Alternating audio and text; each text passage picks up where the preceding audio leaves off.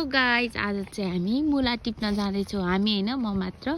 यो चाहिँ हाम्रो बुवाले यहाँ गहुँ रोप्नु भएको छ र यसमा गहुँ सँगसँगै हामीले मुला पनि छरेछौँ। म चाहिँ मकै भन्न आँटे रहेछ। र एउटा म छु अनि यो प्लास्टिक, यसमा चाहिँ हामी मुला टिपेर हाल्छौँ। र यति मुला चाहिँ मम्मीले हिजो उखालिसक्नु भएको छ। जुन चाहिँ सानोतिनो रहेको छ बाक्लै भएको मुलाहरू चाहिँ यो। र अब मुला उखाल्ने अलि ठुलो ठुलो जुन चाहिँ अचारको लागि हुनेछ। र मैले त यहाँ कतै पनि देखिरहेको छुइनँ मुला।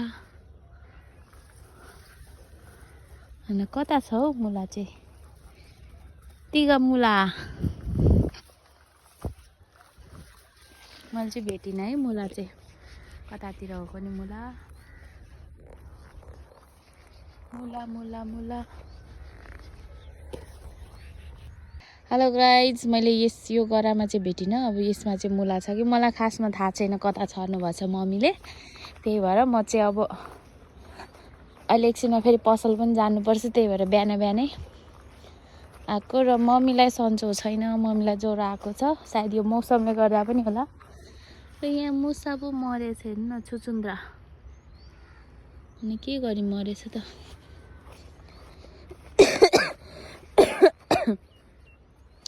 हुन त मलाई पनि सन्चो छैन।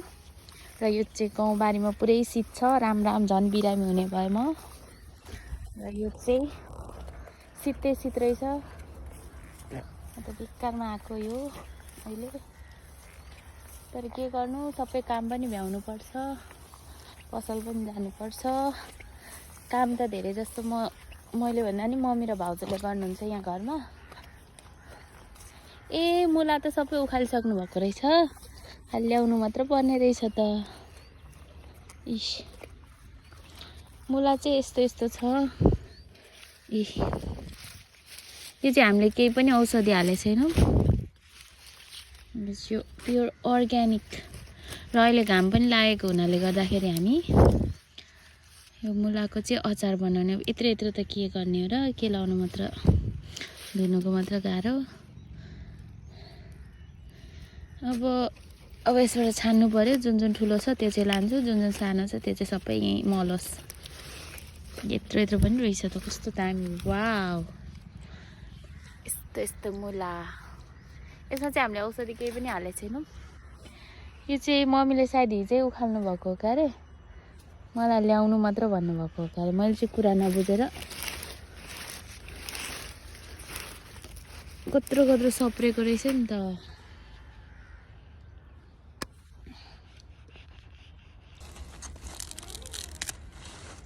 अब यो चाहिँ मुला के गर्ने भनेदेखि अचार हाल्ने हो। अहिले मुला हाम्रो बजारतिर चाहिँ, यता ढल्के बजारतिर चाहिँ 20 रुपियाँ किलो छ अरे। म चाहिँ गएको छुइनँ तर सुनेको। यत्रो यत्रो मुला अब आफ्नै बारीबाट निस्केपछि किन किनिराख्नु पर्यो। हुन मलाई थाहा थिएन, तर मैले त किन्न नै आँटेको थिएँ। पछि हिजो राति पो थाहा पाएँ। म पसलमा अलि छिटै जान्छु, ढिलो आउँछु नि त। घरको मलाई केही पनि थाहा हुँदैन।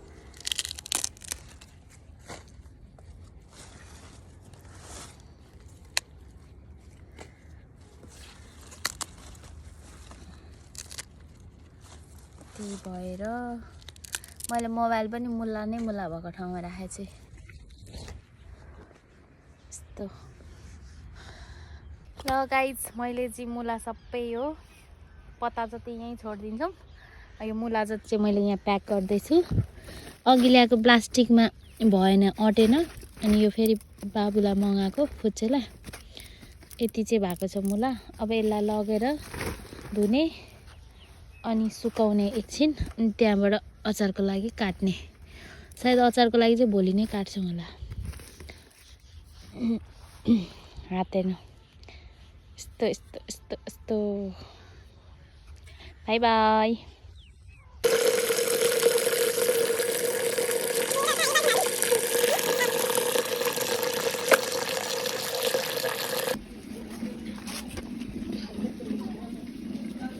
आजको काम यति मुला उखाल्छ कि हजुर? मैले हाम्रो बारीको हो भनेर सोचेकै थिएन।